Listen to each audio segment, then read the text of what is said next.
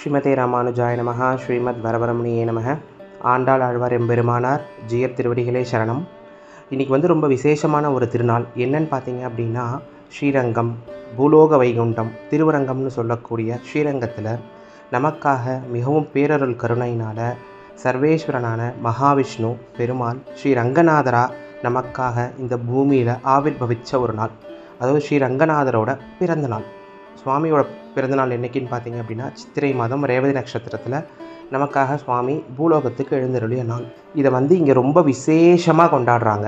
என்னன்னு பார்த்தீங்க அப்படின்னா, சித்திரை திருவிழா. அதாவது ஸ்ரீரங்கத்தில் வருடத்தில் 365 நாட்களில் 320 நாட்கள் பெரும்பாலும் உற்சவங்கள்.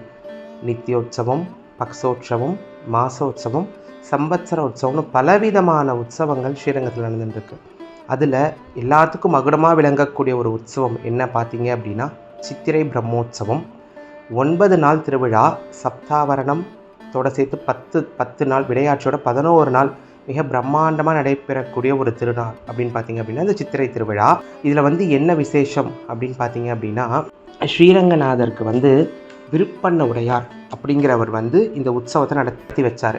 அது என்ன அப்படின்னா, எல்லாருக்கும் தெரியும், கலாப காலம்னு சொல்லக்கூடிய உலுக்கர்கள் படையெடுப்பு ஸ்ரீரங்கத்தில் நடந்தது.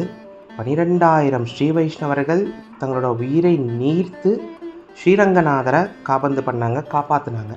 அப்படி இருக்கும்போது 1323 1377 வரை தோராயமாக 48 வருடம் ஸ்ரீரங்கநாதர் ஸ்ரீரங்கத்தை விட்டு அகன்று பல்வேறு மாநிலங்கள் எல்லாம் திரிந்து திரும்ப 1371 வைகாசி மாதம் 17ஆம் நாள் ஸ்ரீரங்கத்துக்கு எழுந்தருள்றார். அப்போது ரொம்ப நாளாக அங்கே சுவாமி உற்சவ திருமேனி இல்லாதனால ஒரு புதிய திருமேனி எழுந்தருளை பண்ணியிருந்தாங்க. இந்த பெருமாள் போன உடனே எது உண்மையான பெருமாள்னு தெரியறதுக்காக அங்கே இருக்கக்கூடிய வண்ணான் ஈரம் கொல்லி அப்படிங்கிறவர் 2 பெருமாளுக்கு திருமஞ்சனம் பண்ண சொல்லி, அவருக்கு கண் பார்வை கிடையாது, 2 பெருமாளுக்கு திருமஞ்சனம் பண்ண சொல்லி பெருமாளோட தீர்த்தம், திருமஞ்சன தீர்த்தத்தை அந்த வஸ்திரத்திலேருந்து புழிஞ்சு கொடுக்க சொல்கிறாரு. அதை பருகிட்டு இவர் தான் நம்பெருமாள் அப்படின்னு சொல்லி அழகிய மணவாளனை நம்பெருமாள்னு குறிக்கிறாரு. அதிலிருந்து அழகிய மணவாளன் உற்சவருக்கு நம்பெருமாளுங்கிற திருநாமம் வருதுங்கிறத நம்ம எல்லாருக்கும் தெரிஞ்சிருக்கோம். அப்படி 1371 சுவாமி வராரு. வந்ததுக்கப்புறம் அதாவது இந்த படையெடுப்பில் கோவில் ரொம்ப பாழடைஞ்சு போய் கஜானாவில் பொருட்கள் எதுவும் இல்லாமல், உற்சவங்கள் நடத்துறதுக்கு நிபந்தங்கள் எதுவும் இல்லாமல் இருக்குது. அப்போ என்ன பண்ணுறாரு, விஜயநகர பேரரசில் ஒரு மன்னனாக விளங்கக்கூடிய விருப்பண்ண உடையார் அவர் என்ன பண்ணுறாரு, சுற்றி இருக்க கிராமங்கள் எல்லாருக்கும் தண்டோரா போடுறாரு. என்ன சொல்கிறாரு அப்படின்னா, ஸ்ரீரங்கம் திரும்ப புத்துயிர் பெறணும், உற்சவங்கள் நிற்காமல் நடக்கணும், அதனால் உங்களால் முடிஞ்ச பொருட்களை நீங்கள் சுவாமிக்கு காணிக்கையாக கொடுங்கன்னு சொல்கிறாரு. சுற்றி இருக்கக்கூடிய கிராமங்கள், சோழ தேசத்தில் இருக்கக்கூடிய கிராமத்தை சேர்ந்த எல்லா விவசாயிகள், பண்ணையார்கள் யாரெல்லாம் இருக்காங்களோ எல்லாருமே பெருமாளுக்கு தங்களால் முடிஞ்ச காணிக்கையை செலுத்துகிறாங்க. அந்த நிபந்தங்களை வச்சு 1383 இந்த சித்திரை திருவிழா தொடங்குது. 5லேருந்து இன்றைக்கு வரைக்கும் நிற்காமல் ரொம்ப பிரம்மாண்டமாக நடைபெறுது. ஸ்ரீரங்கத்தில் 3 பிரம்மோற்சவங்கள் ரொம்ப சிறப்பாக சொல்லப்படுது. பொதுவாக கோவில்களில் ஒரு பிரம்மோற்சவம் நடக்கும். ஆனால் ஸ்ரீரங்கம் பூலோக வைகுண்டம், அதனால் இங்கே உற்சவங்களுக்கு குறைவே கிடையாது. 3 ரதோற்சவங்கள் இங்கே நடக்குது.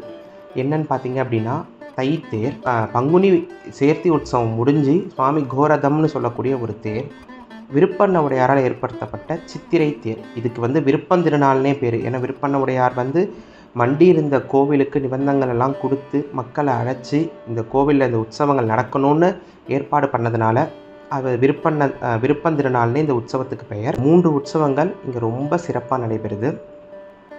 இந்த உற்சவத்தில் என்ன சிறப்பு அப்படின்னு பார்த்தீங்க அப்படின்னா, சுற்றுப்பகுதியில் இருக்க கிராமங்களில் இருக்க எல்லா விவசாயிகள், கிராம மக்கள் எல்லாருமே இந்த உற்சவத்தை நடத்தி கொடுப்பாங்க. மற்ற உற்சவங்கள் அதாவது பங்குனி உத்திரமாக இருக்கட்டும், அதுக்கப்புறம் தைத்தேராக இருக்கட்டும், அதை நம்ம கம்பேர் பண்ணி பார்க்கும்போது இந்த திருவிழாவில் கூட்டங்கள் ரொம்ப ஜாஸ்தியாக இருக்கும்.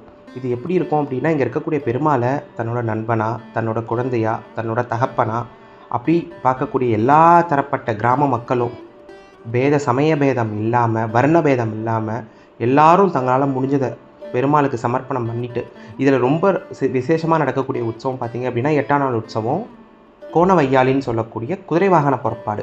இது வந்து இந்த உத்தர வீதியில் சித்திர வீதியில் இருக்கக்கூடிய இந்த இடத்துல வந்து பெருமாள் அந்த திருத்தேர் நிற்கக்கூடிய இடத்துல வந்து கோணவையாளி கண்டருள்வார். பல லட்சம் மக்கள் கூடியிருந்ததை பார்ப்பாங்க. அன்றைக்கி நைட்டு, அதாவது நேற்று இரவு 8ஆம் நாள் இரவு அங்கே கோவிலே தங்கியிருந்து கும்மி ஆட்டம், கோலாட்டம், பஜனைகள்னு விடிய விடிய விடிய விடிய வந்து ரொம்ப சிறப்பாக நடக்கும். சுவாமி வந்து அதிகாலையில் வந்து ரதத்துக்கு வருவார்.